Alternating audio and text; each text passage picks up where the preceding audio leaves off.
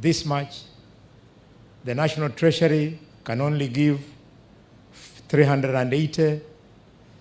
The Commission of Revenue Allocation is saying give them 407 billion, and the Council of Governors is saying give us 425. It begs the question, why has everybody forgotten that that is the work of the Senate? It should not worry you. In fact, I saw you, Your Excellency, asking governors that before they conclude, after you chaired their session, they want to meet the president.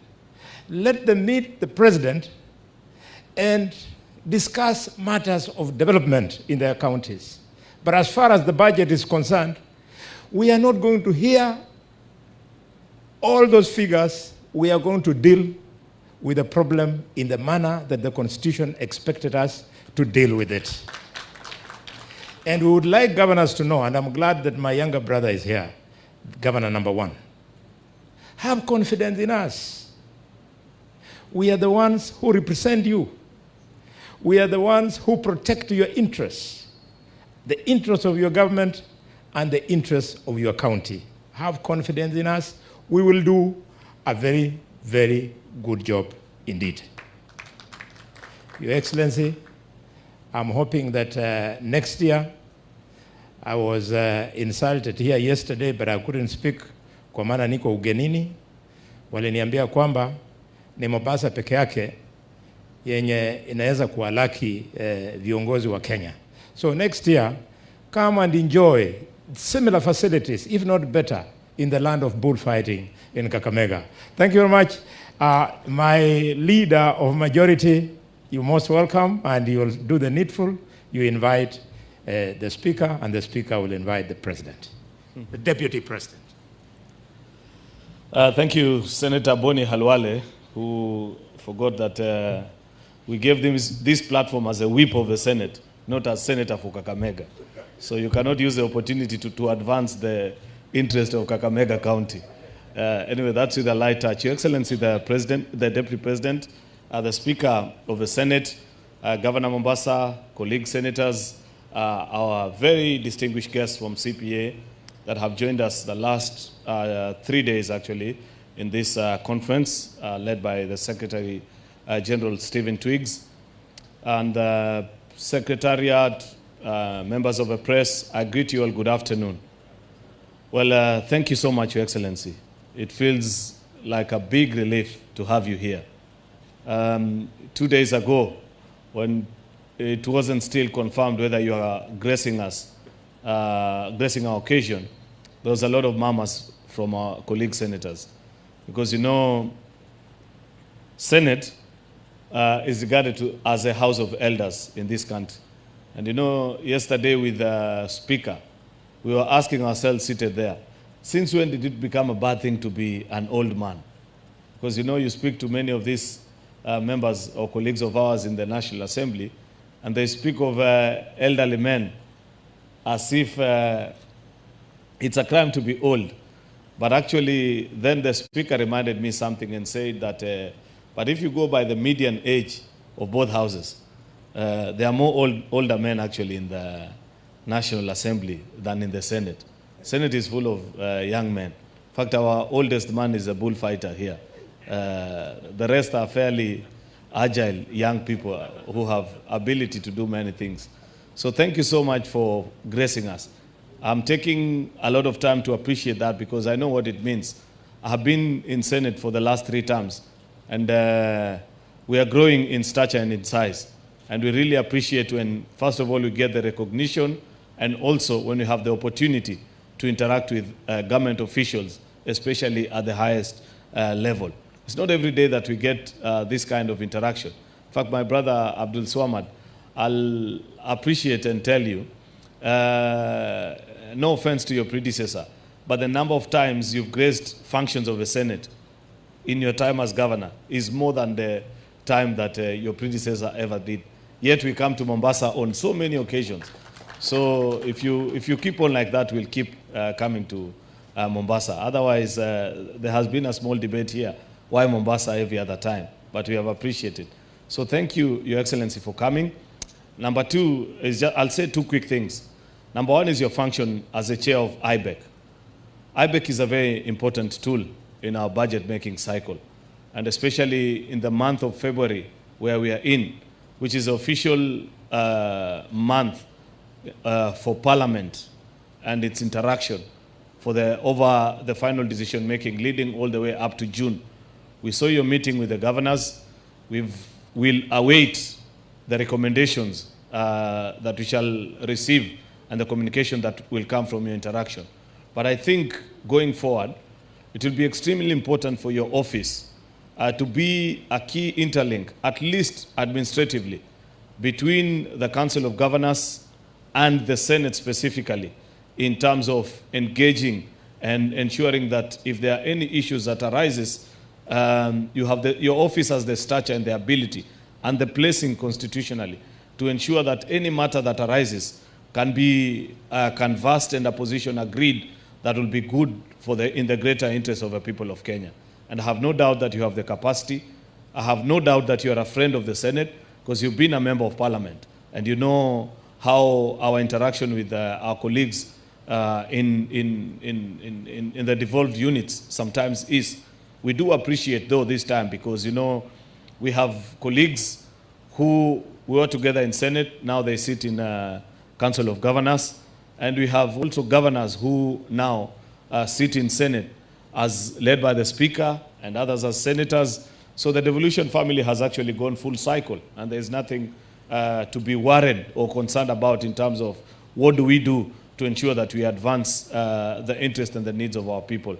Lastly, Your Excellency, is just to remind you of a pledge that as an administration we did make, that upon coming into office, we shall ensure the full and final transfer of all county functions from national government to the devolved unit of county governments. Counties have grown in stature and in size. They have the ability to manage all their affairs. So we look forward to a time where we shall come back next year and we'll be told that all the things that constitutionally have been bestowed on Abdul Swamad, he's fully in charge. Until such a time, out of their own volition as the people of Mombasa, through their own systems, they come to the national government and say, with regards to a specific issue, continue handling it for us. Because that's the spirit of intergovernmental relations. And we even further look forward to a time where also, and this hasn't happened, if you read the Intergovernmental Relations Act that we passed in the first Senate, it doesn't foresee just a situation where county governments transfer its functions to the national government. It also presumes a situation where national government can transfer its functions to counties and say, you're best placed to handle a particular issue, please do it for us. And there can be many examples. I could cite many, but I don't want to do it in the interest of time. I just want to remind us all that we look forward to devolution growing to that particular level. Otherwise, Your Excellency, thank you so much. Welcome to Mombasa. Colleague senators have had a good time here, studied many things. We go back to Nairobi with better capacity than we were before we joined here. Thank you so much for finding the time to be here. I now want to take this opportunity to invite the Speaker of the Senate, Speaker Amason Jeffa Kingi, to come and grace the occasion as well, and then onward carry on the program. A round of appreciation to our Speaker. Welcome, Speaker. Thank you so much, Majority Leader. Your Excellency, the Deputy President, the Honorable Rigathi Gachagua, the House leadership, our resource persons, my brother from another mother, the Governor of Mombasa, the young Sheriff Nasir. That's what we call him. Ladies and gentlemen, good afternoon. Your Excellency, first allow me to register our collective appreciation to you for finding time to come to be with us this afternoon. We talked before you came here. The last we talked was, I think, last night. And we do not take it for granted, your presence here. from your diary, clearly you're constrained for time. But still, you told me that you will purpose to be here, and today you're here. We feel greatly honored by your presence. Let me also appreciate our resource persons. Your Excellency, we have been here for about 3 days. This seminar is the post-election seminar, basically to equip senators, more particularly the new incoming senators, with the capacity required for them to discharge their mandate as senators. And this is a seminar that has run parallel to the one by the National Assembly. And the common denominator of these two seminars are the resource persons. They have been running up and down, changing venues. They will come and address the Senate. After they're done, they'll run across to go address the National Assembly. So we really appreciate our resource persons. So that you may be able to know them, I will mention them by name, and when I mention your name, kindly stand up so that His Excellency, the Deputy President, can be able to see you. We were honored to have the presence of the Secretary General of the Commonwealth Parliamentary Association, Honorable Stephen Twigg. He is a former member of Parliament of the House of Commons in the UK. He also served as a minister in the government of the United Kingdom. The other resource person we had was Honorable Kevin Andrews. I think he's walked out. A former member of Parliament in the House of Representatives in Australia.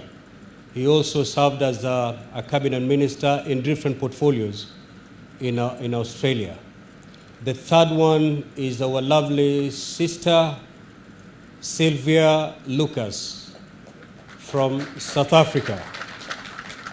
She's the deputy chair of the National Council of Provinces in South Africa, very senior person in the house, which is similar to the Senate in South Africa. They don't call it the Senate, they call it the National Council of Provinces. Then we have another lovely sister from Canada, Natalie Foster, a senior clerk in the House of Commons in Canada. I think she's left to catch a flight back home. These are the people who have been with us, impacting very valuable knowledge to our senators. And we do appreciate the great work that you have done. Your Excellency, just to bring some relevance, why your presence, and indeed even from here going forward, why we may need a structured working relationship with your office. Your Excellency, one of your responsibilities as the Deputy President is to coordinate the intergovernmental relationship between the national government and the county governments. In this country, you cannot talk of county governments without talking about the Senate. So this is your natural home by virtue of that responsibility that you have. And therefore, Your Excellency, welcome to the Senate, welcome to the Upper House. Your Excellency, just like the leader of majority has said, the Senate is not the house of the elderly. It is the house of maturity.